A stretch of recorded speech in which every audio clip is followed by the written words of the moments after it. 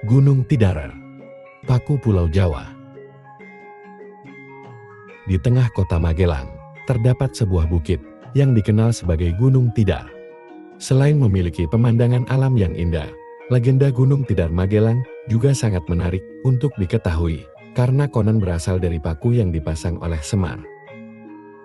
Gunung Tidar yang berdiri di bagian selatan kota Magelang, Jawa Tengah dijuluki sebagai pakunya Tanah Jawa.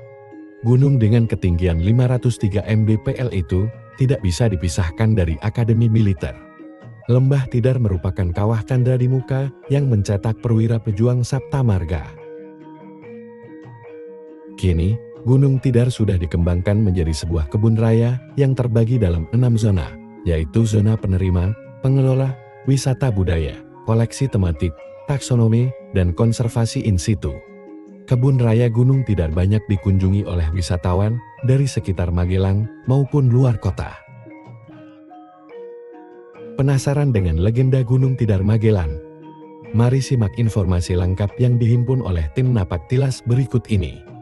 Tapi jangan lupa subscribe, like, dan share video ini, agar channel ini tambah berkembang.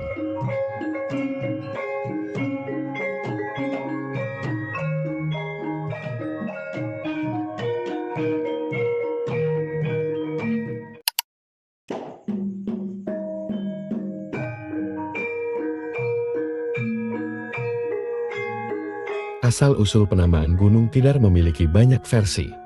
Versi terbanyak menyebutkan, nama gunung itu berasal dari dua kata dalam bahasa Jawa, yaitu mati dan modar, yang berarti kalau tidak mati, ya mampus. Konon Gunung Tidar merupakan pusat kerajaan gaib di Pulau Jawa, karena dihuni bangsa jin. Sehingga menurut mitos yang berkembang, siapapun yang masuk ke area Gunung Tidar dipastikan akan meninggal. Dari versi lainnya, nama Tidar berasal dari kata mukti kedadar. Mukti berarti berhasil, dan kedadar memiliki arti ditempa atau diuji. Makna dari Tidar tersebut dapat diartikan siapa saja orang yang telah ke Gunung Tidar, dapat dikatakan telah berhasil ditempa atau berhasil menghadapi ujian.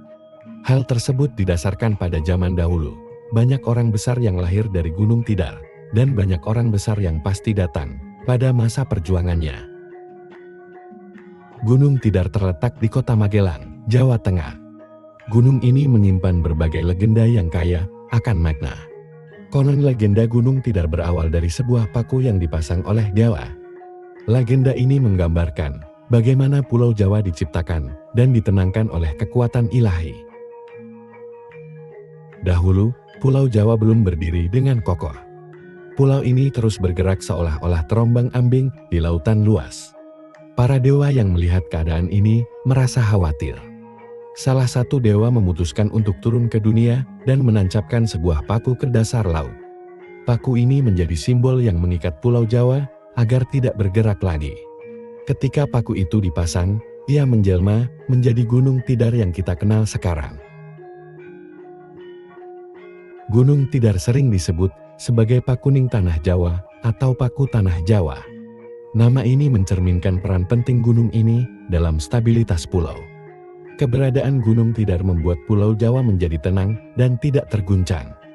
Masyarakat Jawa menganggap gunung ini sebagai tempat yang keramat dan suci, yang memiliki makna spiritual yang mendalam.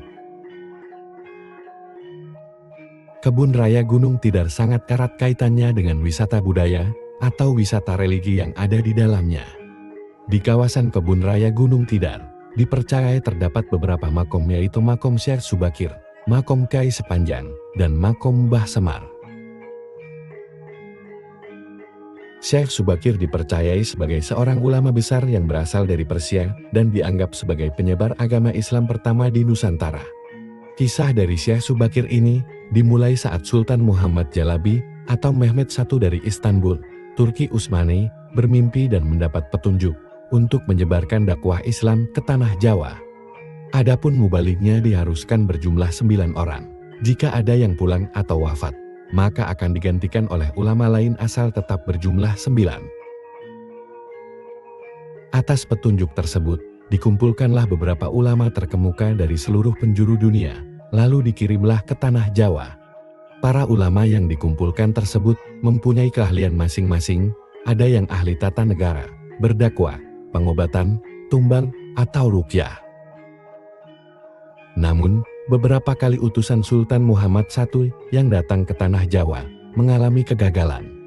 Kegagalan tersebut disebabkan karena masyarakat Jawa saat itu sangat memegang teguh kepercayaannya, dan Pulau Jawa pada masa itu juga masih didominasi hutan belantara yang dipenuhi makhluk halus dan jin. Setelah beberapa kali utusan Sultan Muhammad I mengalami kegagalan, diutuslah Syekh Subakir untuk berdakwah menyebarkan agama Islam di tanah Jawa. Syekh Subakir memiliki nama asli, Maulana Muhammad Al-Bakir. Syekh Subakir, ahli dalam bidang spiritual, ekologi lingkungan, dagan, ruqyah, nujum, dan ahli dalam menetralisir daerah yang banyak terdapat penunggunya atau jin. Syekh Subakir diutus ke tanah Jawa bersama dengan 8 ulama lain yang berasal dari berbagai negara dengan berbagai keahlian. Selain itu, pada versi lainnya diceritakan juga bahwa Syekh Subakir datang ke tanah Jawa bersama orang kerajaan Keling India. Hal tersebut didasarkan kepada mayoritas masyarakat Jawa pada kala itu memeluk agama Hindu. Mengetahui penyebab utama kegagalan para ulama pendahulunya dalam penyebaran ajaran Islam di Jawa, Syekh Subakir dipercaya membawa batu hitam dari Arab yang telah dirajah. Batu tersebut dipasang di tengah-tengah tanah Jawa, yaitu di puncak Gunung Tidar, Magelang. Pemasangan batu tersebut menimbulkan gejolak pada makhluk-makhluk penunggu tanah Jawa. Melihat hal tersebut, Ki Semar atau Mbah Semar yang dipercaya sebagai jin penguasa di tanah Jawa terusik dan mencari penyebab timbulnya hawa panas bagi bangsa jin tersebut. Mbah Semar lalu berhadapan dengan Syekh Subakir. Mereka mengadu kesaktian di mana dalam pertempurannya Syekh Subakir membawa senjata pusaka berupa tombak yang sekarang dikenal dengan nama Kiai Sepanjang. Dalam pertempuran yang terjadi, diceritakan Mbah Semar merasa kewalahan dan menawarkan perundingan dan perjanjian dengan Syekh Subakir. Isi dari perjanjian tersebut yaitu 1. Penyebaran ajaran Islam tidak boleh dilakukan dengan cara memaksa, apalagi dengan jalan peperangan. Penyebaran Islam di tanah Jawa harus dilakukan dengan cara halus dan memberikan keleluasaan bagi penduduk Jawa untuk memilih masuk ke dalam agama Islam atau tetap meyakini kepercayaan sebelumnya. 2. Akulturasi antara Islam dengan budaya Jawa dalam pendirian tempat peribadatan. Meskipun tempat peribadatan tersebut dari luar memiliki gaya asli Jawa, namun di dalamnya ajaran-ajaran Islam disebarluaskan. 3. Kerajaan Islam diperbolehkan berdiri di tanah Jawa. Tapi, raja pertama haruslah anak campuran. Maksudnya, orang tua sang raja memiliki campuran agama. Jika bapak Hindu, ibu Islam. Sebaliknya, jika bapak Islam, ibu Hindu. 4. Tidak boleh mengubah orang Jawa menjadi orang yang kearab-araban. Orang Jawa harus tetap menjaga budayanya dan kepribadian aslinya. Jika orang Jawa kehilangan kepribadian aslinya, maka Ki Semar akan membuat perkara dalam kemunculannya 500 tahun lagi. Syekh Subakir menghargai keempat perjanjian tersebut. Namun untuk syarat keempat beliau menjelaskan, jika ada perkembangan zaman itu, bukan kuasa beliau. Jadi biarkan Yang Maha Kuasa yang menentukan. Keberhasilan Syekh Subakir membuatnya menjadi sangat terkenal di Nusantara saat itu. Imbasnya, masyarakat begitu fanatik terhadapnya dan seolah menuhankan beliau. Atas dasar itu pula, Syekh Subakir akhirnya memutuskan untuk kembali ke Persia. Kepulangan Syekh Subakir dimaksudkan untuk mengembalikan ketauhidan masyarakat Jawa agar tidak terlalu fanatik terhadapnya. Beberapa tahun setelah pulang, Syekh Subakir wafat. Secara estafet, dakwah Islam di Nusantara lalu dilanjutkan oleh Wali Songo.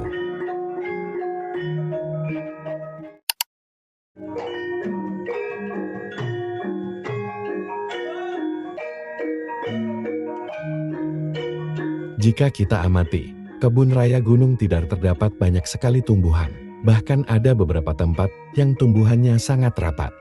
Padahal awalnya saat era kolonial Belanda, Gunung Tidar merupakan kawasan yang gundul, tanpa pepohonan, dan hanya ditumbuhi rerumputan yang dimanfaatkan untuk menggembala hewan ternak. Di bagian lembah yang lapang dan datar, sering digunakan untuk berbagai kegiatan oleh pemerintah kolonial Belanda. Misalnya sebagai tempat latihan militer, berkuda, landasan pesawat, arena bermotor dan lain sebagainya. Pada zaman kemerdekaan, Gunung Tidar menjadi salah satu tempat berkumpulnya rakyat Magelang dalam merayakan kemerdekaan Republik Indonesia dengan mengibarkan bendera merah putih di puncak Gunung Tidar pada tanggal 25 September tahun 1945. Memasuki era kemerdekaan, Gunung Tidar merupakan bagian penting dari perkembangan Akademi Angkatan Bersenjata Republik Indonesia atau AKBRI, yang saat ini dikenal sebagai Akademi Militer atau Akmil. Beberapa areal di Gunung Tidar pernah dijadikan tempat berlatih militer. Di bagian puncak juga terdapat tiang bendera besar yang dimanfaatkan untuk kegiatan upacara pelantikan.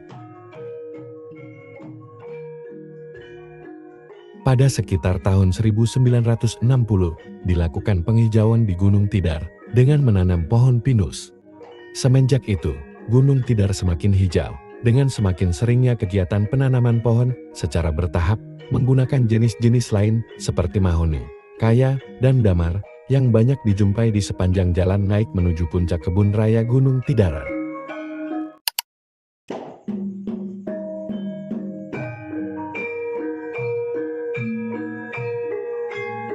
Tugu SA atau Tugu Pancasila. Selama ini, Tugu SA seringkali diartikan sebagai pakuning tanah Jawa. Akan tetapi berdasarkan keterangan dari para budayawan dan sejarawan mempercayai bahwa pakuning tanah Jawa tersebut ialah Gunung Tidar itu sendiri. Sedangkan Tugu SA merupakan perlambangan atau simbol titik tengah dari Pulau Jawa. Tugu SA dibangun pertama kali oleh 3 pimpinan militer, yaitu Suryo Sumpeno, Surono Reksodimejo, Sarwo Adiwibowo, pada tahun 1966 antara bulan April sampai Agustus. Tugu ini dinamakan Tugu SA, dikarenakan terdapat aksara S dan A di 3 sisi tugu dan ada lambang Garuda Pancasila di satu sisi yang lain. 3 aksara Sa di sini dimaknai dengan artian sapa salah dan sele, yang memiliki arti siapa yang melakukan suatu kesalahan maka akan menerima akibatnya atau diselehkan. Selain itu, sapa salah seleh ini juga sering diartikan bahwa siapa saja yang melakukan kesalahan harus berserah diri atau seleh dan bertobat sekaligus berjanji untuk menjadi lebih baik. Arti dari lambang Garuda Pancasila yaitu, dalam setiap perilaku, kita harus berpedoman pada Pancasila sebagai dasar negara ini. Monumen Tanah Air Satu Bangsa. Monumen Tanah Air Satu Bangsa dibangun untuk simbol persatuan olahraga se-Indonesia. Pada tahun 2017 lalu, Hari Olahraga Nasional diperingati dengan cara goes dari tiap-tiap penjuru NKRI, yaitu ujung barat dari Sabang, timur dari Papua, utara dari Nunukan, dan selatan dari Inde. Dari tiap-tiap daerah tersebut, diambil air dan tanah, yang kemudian disatukan di kota Magelang, tepatnya di puncak kebun raya Gunung Tidar, melalui beberapa proses adat. Saat ini perlambangan pencampuran tanah dan air tersebut terdapat pada kendi-kendi yang ada di dalam Monumen Tanah Air Satu Bangsa. Penyatuan tanah dan air ini sebagai perlambang bahwa Indonesia yang memiliki banyak wilayah, suku, dan bahasa, akan tetapi tetap satu kesatuan, yaitu tanah air Indonesia. Gardu Pandang Taman Elang Jawa. Gardu Pandang ini diresmikan pada tahun 2021 lalu, setelah dalam pembangunannya sempat berhenti. Pengunjung dapat menyaksikan sunrise jika berkunjung ke kebun raya Gunung Tidar sebelum fajar. Selain sunrise, kita juga dapat menyaksikan Gunung Merapi dan Merbabu dengan jelas. Tak hanya itu, terdapat juga jam matahari yang terdapat di gardu pandang lantai paling atas. Lantai bawah diharapkan kedepannya akan diisi diorama terkait dengan kota Magelang. Di lantai bawah ini, kita juga bisa menikmati taman yang saat ini masih dalam proses pengembangan. Taman Elang Jawa dipilih sebagai nama, karena pada masa lampau, burung elang adalah simbol dari kota Magelang. Makam Kokwati. Kokwati adalah pendiri dari Kokwati dan Zonen Sigaren Fabrik atau pabrik cerutu yang dahulu sangat tersohor di kota Magelang. Awalnya pabrik ini didirikan di Batavia pada tahun 1900. Namun pada tahun 1908, perusahaan cerutu ini pindah ke kota Magelang karena ingin memperluas pabrik dan mencari bahan baku yang lebih berkualitas, di mana kawasan Kedulameng merupakan sentra tembakau. Pasar dari cerutu ini pada zaman itu adalah para bangsawan Eropa dan juga priayi dari kaum pribumi Hindia Belanda. Pada tahun 1914, pasar cerutunya bahkan sampai ke Afrika, dibarengi dengan terjadinya Perang Dunia I. Terjadinya krisis ekonomi dunia di tahun 1930, membuat permintaan cerutu dunia menurun, dan justru cerutu kualitas rendahlah yang lebih laku di pasaran. Kokwati mengatasinya dengan membuat peralatan perlengkapan merokok yang berkualitas, seperti penyimpan cerutu, pipa cerutu, dan alat pemotong cerutu. Kokwati meninggal pada 28 Februari tahun 1938. Sepeninggalnya, perusahaan cerutu tersebut diteruskan oleh anak dan saudaranya. Pada masa perjuangan tahun 1945, permintaan cerutu menurun, tetapi pabrik cerutu tersebut malah berperan dalam perjuangan rakyat Indonesia dengan cara membuat senjata dengan mesin bubutnya. Senjata tersebut dipasok ke para pejuang Indonesia.